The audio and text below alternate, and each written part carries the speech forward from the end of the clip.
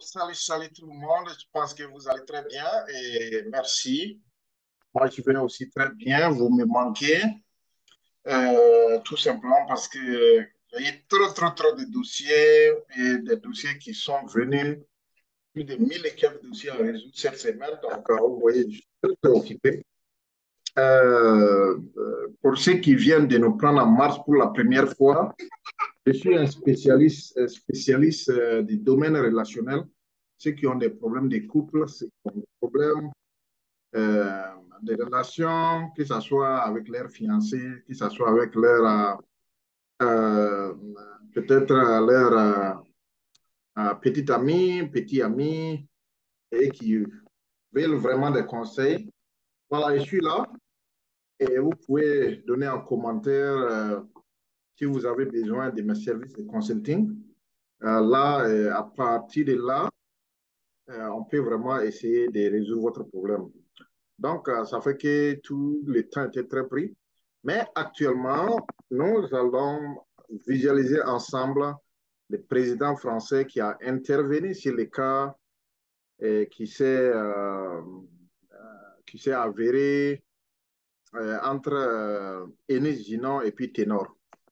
Euh, bon, comme vous le savez, hein, il y a eu des problèmes, il y a eu des tracasseries entre Enis Ginon avec Ténor. Et ça s'était passé en France. Donc, tout le monde attendait avec impatience comment est-ce que Emmanuel Macron va agir dans ce contexte. Donc, peut-être qu'on va partager notre écran pour l'écouter ensemble et ce qu'il est en train de dire. Voilà, pour que vous preniez note aussi. Je pense que c'est très essentiel parce que c'est comme je l'ai dit, la France intervient, elle essaie même d'intervenir dans votre relation en dehors même de l'aspect financier, en dehors des pillages des ressources naturelles en Afrique. Elle s'intéresse maintenant à rentrer dans votre cour. Contrôler comment est-ce que vous êtes avec votre chéri. Donc, Emmanuel Macron s'intéresse à ça. Donc, cette affaire de Enes et puis Ténor, il fallait que les gars là s'intéressent. Donc, abonnez-vous. Je vous dis, abonnez-vous. Cette vidéo sera très, très courte pour ne pas vraiment vous exaucer. Voilà, abonnez-vous. Puis je vous avais dit, vous m'avez dit que mes vidéos sont très intéressantes, mais c'est que c'est très long. Donc, cette fois-ci, on va couper court. Voilà, c'est à vous maintenant de vous abonner. Je vous laisse maintenant cette tendance libre. Voilà, écoutons ensemble ce que Emmanuel Macron parle de ces problèmes-là. Problème de Emmanuel, problème de tennis avec euh, Ténor, qui sait, bon, si vous regardez aussi certaines de mes vidéos, j'avais déjà parlé de ça, donc c'est à vous de repartir, aller voir ce que j'ai dit et qu'est-ce que je pense de ce qui s'était passé entre Ennis avec Ténor. Puis c'est leur problème, j'ai pris leur problème en main, ça fait de cela 5 mois. Et si vous suivez mes épisodes, d'épisode 1 jusqu'à épisode 10, ça vous a donné tous les détails de ce que je pense de cette relation. Voilà, donc maintenant, écoutons ensemble ce que Emmanuel Macron parlera du problème Enes depuis Ténor. Donc, on va essayer de l'écouter ensemble et voir ce qu'il va dire. C'est Emmanuel. Et plutôt de l'ordre d'une grande bascule ou d'un grand bouleversement.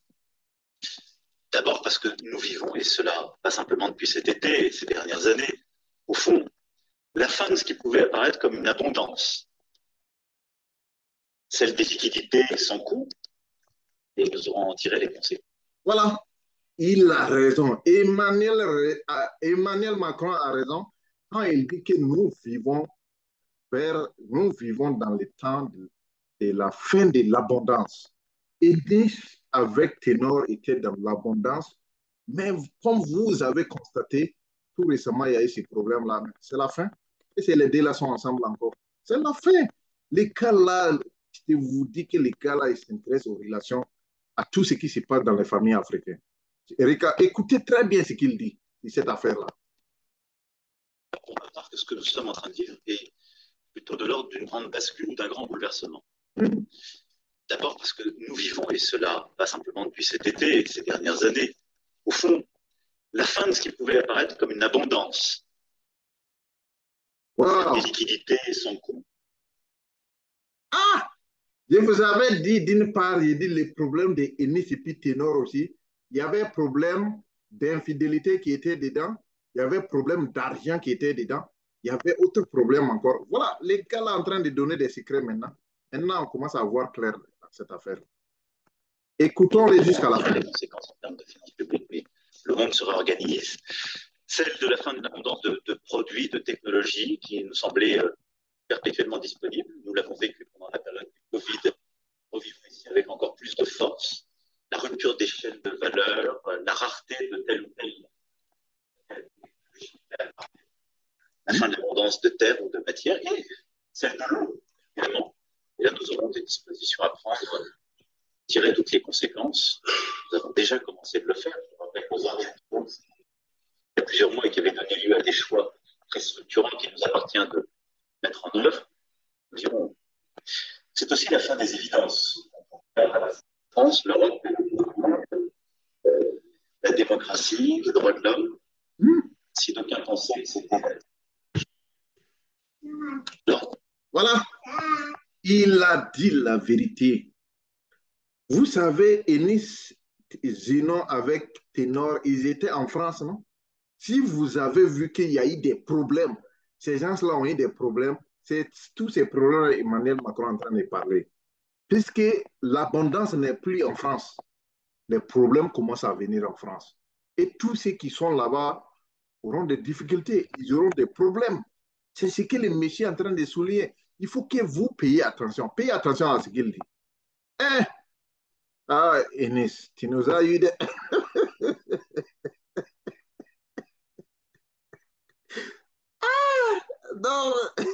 donc, bon, on sait que c'est dur, c'était dur. C'est la fin de l'abondance en France.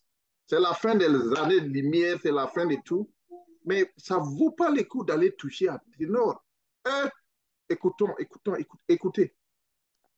International, les dernières années auront battu en brèche quelques évidences.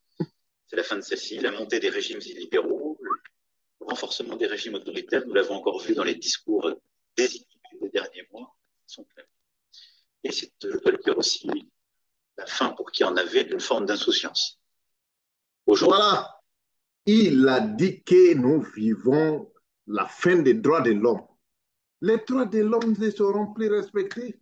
Vous allez voir Enis en train d'attraper les coups des ténors comme ça, serrer les coups des ténors.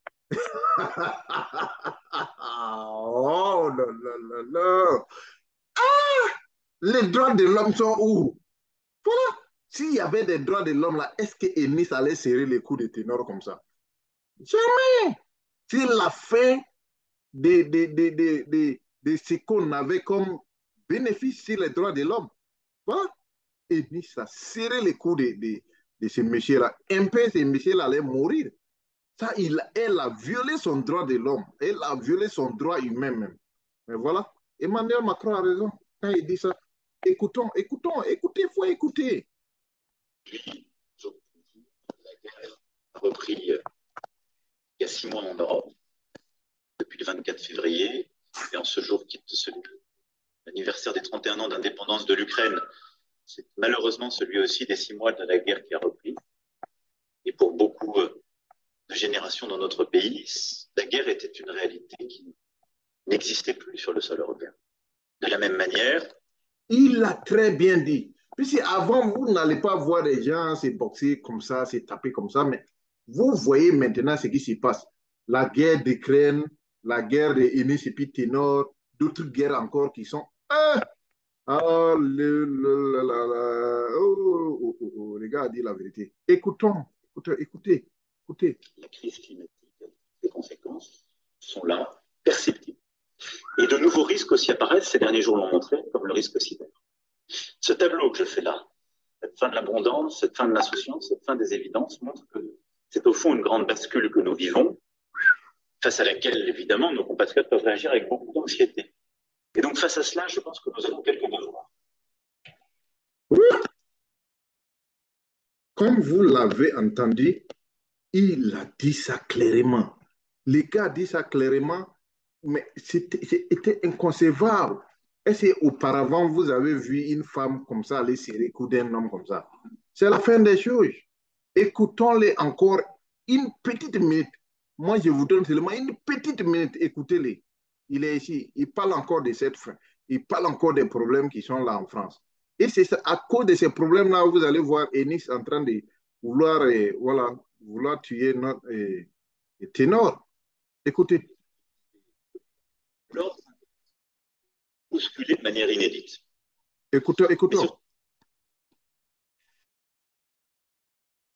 Je voulais très rapidement partager avec vous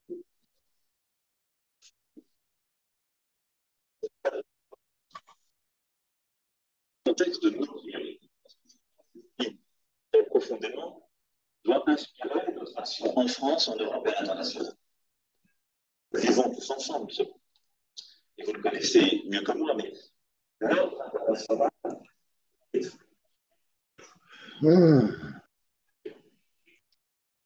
un grand bouleversement qui se fait sans doute pour la première fois dans notre histoire, à peu près dans tous les domaines, c'est une magnitude profondément historique. C'est d'abord une transformation.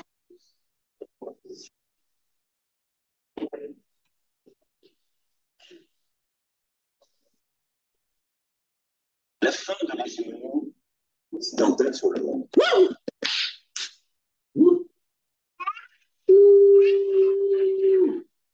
Il a très bien expliqué. C'est la fin des choses qu'on n'avait jamais vues. Qu'une femme allait serrer les coups d'un homme comme ça. Ah! Hey! Oh, sortez, sortez, sortez, sortez.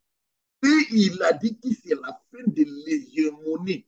C'est-à-dire, vous voyez, le moment que Ténor était, lui, au contraire, c'est Ténor qui devrait être le garçon, l'homme. Maintenant, c'est Inès qui est devenu l'homme. Voilà. C'est la fin de l'hégémonie. C'est ça, je voulais un peu partager avec vous.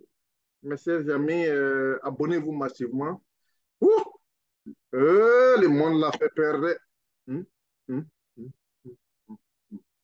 Oh, abonnez-vous massivement. Je vais m'arrêter là pour ne pas trop prendre trop votre temps. Voilà. Je vais m'arrêter là pour ne pas trop prendre votre temps. C'était la journée d'aujourd'hui, la vidéo de ce soir. Je vais encore vous parler d'un autre événement qui va vous... Ah là, et là, je vais vous parler d'autres événements qui suivent. Abonnez-vous, abonnez-vous. Il y a de bonnes choses qui viennent.